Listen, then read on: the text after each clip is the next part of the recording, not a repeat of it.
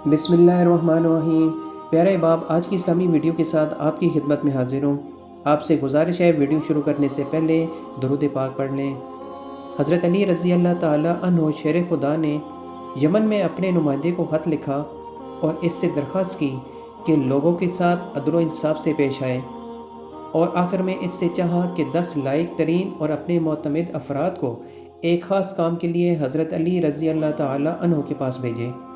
नाज़रीन, इस नुमाइंदे ने 100 लोगों को मुंतखब किया और फिर इनमें से 10 लोगों को, जो सबसे अच्छे और अफजल थे, इंतखाब किया। इन 10 लोगों में से अब्दुर्रहमान इब्ने मुलजम मुरादी भी शामिल था। जब ये लोग हज़रत अली रज़ी अल्लाह ताला अन्हो के पास पहुँचे, इब्ने मुलजम, जो कि शुजा, फसीह और बलीग था, इसको इन लोगों ने अपना सुखनगो बनाया ताकि हज़रत अली रज़ी अल्लाह ताला अन्हो से गुफ्तगू करे और मदह में इसने जो कुछ शेर कहे थे वो पढ़े। इसकी तमाम बातों में एक बात यह थी कि हम फ़ख्र करते हैं, आप फरमान दें, हम सब गुलामी करें और हमारी तलवारें आपके दुश्मनों के लिए आमादा हैं। अमीरुल मोमिनीन हज़रत अली रज़ी अल्लाह ताला अन्हु ने बाद में इसको अपने पास बुलाया और फरमाया, तुम्हारा नाम क्या है? इसने कहा, अब्दुर्रहमान। हज़रत अली रज़ी अल्लाह ताला अन्हु ने फरमाया, तुम्हारे बाप का क्या नाम है? इसने कहा, मुलजम। हज़रत अली रज़ी अल्लाह ताला अन्हु ने कहा, किस कबीले से हो? कहा, मुराद से। फिर हज़रत अली रज़ी अल्लाह ताला अन्हु ने इससे 3 मरतबा कहा, क्या तुम मुरादी हो? क्या तुम मुरादी हो? क्या तुम मुरादी हो? इब्ने मुलजम ने कहा, जी हाँ अमीरुल मोमिनीन। नाज़रीन, इस वक्त हज़रत अली रज़ी अल्लाह ताला अन्हु ने ज़बान पर कलमा तरजीह जारी किया, इन्ना लिल्लाहि व इन्ना इलैहि राजिऊन। इब्ने मुलजम सफ़ीन और नहरवान की जंगों में हज़रत अली रज़ी अल्लाह ताला अन्हु के साथ साथ था। जब लश्कर इस्लाम ने ख्वारिज पर गलबा हासिल किया तो इब्ने मुलजम ने कहा, ए अमीरुल मोमिनीन, मुझे इजाज़त दें, मैं आप रज़ी अल्लाह ताला अन्हु से पहले कूफा जाकर आपकी फ़तह व कामरानी की खुशखबरी कूफा वालों को दूँ। हज़रत अली रज़ी अल्लाह ताला अन्हु ने कहा, तुम्हारा मकसद इस काम से क्या है? इसने कहा, मैं चाहता हूँ कि अल्लाह मुझसे राज़ी हो जाए कि हज़रत अली रज़ी अल्लाह ताला अन्हु की कामयाबी से लोगों को खुशहाल करूँ। हज़रत अली रज़ी अल्लाह ताला अन्हु ने इजाज़त दी। इसने एक झंडा हाथ में लिया और कूफा की तरफ गया। शहर में दाखिल हुआ और बशारत की फरियाद शहर में गूंजी। इस तरह वो गलियों से गुजर रहा था कि कतामा के घर के पास पहुंचा। ये बहुत ही ज़्यादा खूबसूरत, हसीन व जमील और दौलतमंद औरत थी, लेकिन बदकार और फाशा औरत थी। तबक़ातुल कुबरा जिल्द नंबर 3 सफ़ा नंबर 35 पर अपने साथ लिखते हैं कि जब कतामा ने हज़रत अली रज़ी अल्लाह ताला अन्हु की फ़तह की खबर सुनी तो इब्ने मुलजम को पुकारा ताकि वो अपने बाप और भाई के बारे में पूछे।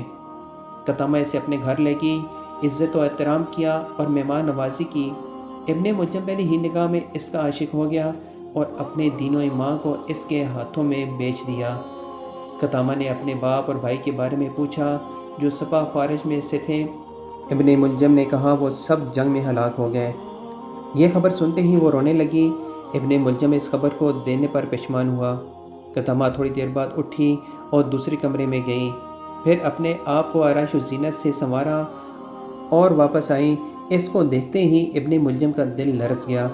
इब्ने मुलजम, जो शहवत नफसानी में असीर और अपने इख्तियार को हाथ से दे बैठा था, कतामा से खास्तगारी की।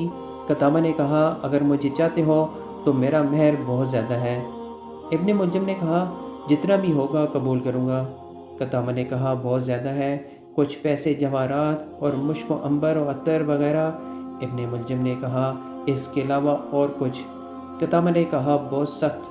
फिर वो उठी और कमरे में गई और अपने आप को दूसरी शक्ल में आराइश किया और वापस आई। इब्ने मुलजम, जो जुनून की हद तक पहुंच चुका था कि और क्या चाहती हो?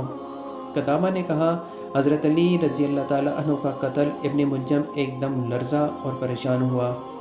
इससे अगले दिन इब्ने मुलजम को इत्तला मिली कि यमन में इसका बाप और चचा मारे गए हैं और अब वो अपने बाप और चचा की विरासत का अकेला मालिक है। ये सुनते ही इब्ने मुलजम यमन रवाना हुआ ताकि बेतहाशा दौलत लाकर कतामा के कदमों में डाल दे। वहाँ पहुँचकर इसने सब जायदाद को फ़रोख्त किया اور مال و دولت لے کر چل پڑا۔ راستے میں اسے ڈاکوؤں نے لوٹ لیا اور وہ سارا مال لے گئے۔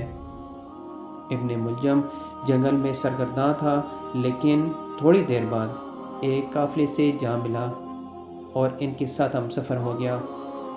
قافلے میں وہ دو شخص کا دوست ہو گیا۔ ان دونوں کا تعلق خارج سے تھا۔ ان لوگوں نے کہا، ہم نے عہد کیا ہے کہ علی، معاویہ اور عمرو بن عاص کو قتل کریں گے۔ اس گروہ کا نظریہ تھا کہ یہ تینوں لوگ مسلمانوں کے درمیان اختلاف کا سبب ہیں۔ چنانچہ عبد الرحمن نے قبول کیا کہ وہ حضرت علی رضی اللہ تعالیٰ عنہ کو شہید کرے گا۔ وہ کوفہ پہنچا اور سیدھا قطامہ کے گھر گیا۔ یہ فحشہ اور خود فروش عورت اس کے لیے شراب لائی اور ابن ملجم مست ہوا اور پھر قطامہ کے پاؤں پر گرا اور اس کی وصال کی خواہش کی، لیکن قطامہ نے کہا، جب تک حضرت علی رضی اللہ تعالیٰ عنہ کو شہید نہیں کرو گے تب تک ایسا نہیں ہو سکتا۔ ابن ملجم جو مجنون و پاگل ہو گیا تھا، اس نے کہا، ابھی جاتا ہوں اور حضرت علی کو شہید کرتا ہوں، معاذ اللہ۔ قطامہ نے کہا، اس طرح نہیں، بلکہ قتل کے لیے مقدمات ضروری ہیں۔ اس نے ابن ملجم کی تلوار لی اور اس سے کچھ پیسے دے کر اسے تیز کروایا، پھر کچھ درہم دے کر اس تلوار کو زہر آلود کروایا، اور اس رات بد نصیب و بے حیا نے محراب مسجد کوفہ میں داماد رسول شیر خدا حضرت علی رضی اللہ تعالیٰ عنہ پر وار کیا اور تلوار سے ایسا زخم لگایا جس کے اثر سے 2 روز بعد 21 رمضان المبارک کو حضرت علی رضی اللہ تعالیٰ عنہ شہید ہو گئے۔ انا للہ و انا الیہ راجعون۔ کوفہ میں کوہرام مچ گیا۔ ابن ملجم کو گرفتار کر لیا گیا۔ حضرت امام حسن اپنے والد محترم حضرت علی رضی اللہ تعالیٰ عنہ کی میت کو نجف اشرف میں دفنا کر کوفہ واپس آئے تو حضرت علی رضی اللہ تعالیٰ عنہ سے پیار کرنے والوں نے حضرت امام حسن کو ممبر پر بیٹھ کر خطبہ دینے کا کہا۔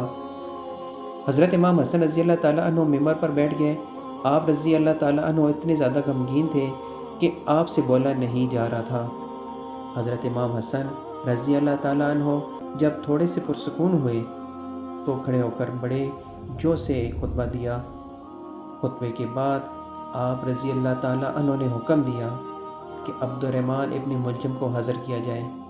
جب عبد الرحمن ابن ملجم پیش ہوا، حضرت امام حسن رضی اللہ تعالیٰ عنہ نے اپنے والد محترم حضرت علی رضی اللہ تعالیٰ عنہ کی وصیت کے مطابق عبد الرحمن ابن ملجم پر ایک خاصی ضرب لگائی۔ ابن ملجم معلوم ضرب لگنے سے جہنم میں پہنچ گیا۔ ابن بطوطہ لکھتے ہیں، کوفہ کے سفر کے دوران کوفہ کے مغرب میں ایک مکمل سفید زمین کے درمیان ایک حصہ نہایت ہی کالا ٹکڑا دیکھا ہے، اور جب میں نے تجسس کی حالت میں سوال کیا اور اس کے بارے میں تحقیق کی تو اس علاقے کے ایک مکین نے جواب دیا، یہ حصہ حضرت علی رضی اللہ تعالیٰ عنہ کے قاتل ابن ملجم کی قبر ہے، اور اہل کوفہ کی یہ رسم چلی آ رہی ہے کہ ہر سال یہاں لکڑیاں جمع کر کے 7 دن تک ان لکڑیوں کو جلاتے ہیں، اسی وجہ سے زمین کا یہ حصہ کالا ہو گیا ہے۔ ناظرین گرامی، 750 عیسوی میں بنو امیہ کی حکومت کا تخت بنو عباس نے الٹ دیا تھا۔ بنو امیہ کا آخری حکمران مروان ثانی ایک انتہائی سست اور ڈرپوک حکمران تھا، جس نے ابو مسلم خراسانی کے ہاتھوں شکست کھائی اور یوں بنو عباس کی حکمرانی شروع ہوئی۔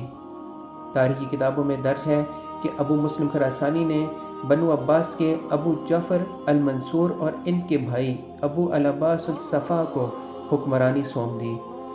اس طرح بنو عباس کے پہلے حکمران ابو العباس نے آتے ہی بنو امیہ کا نام و نشان مٹانے کی قسم کھائی۔ بہت سے لوگوں کو قتل کر دیا گیا اور کربلا کے واقعے میں ملوث تمام کرداروں کی قبریں تک کھودی گئیں اور سب کو سولی پر لٹکایا گیا۔ تاریخ ابن سعد میں لکھا ہے کہ کوفہ میں موجود ابن ملجم کی قبر کو بھی کھودا گیا، لیکن اس قبر میں اسدے اور سانپوں کے علاوہ کچھ نہ تھا۔ اللہ اکبر۔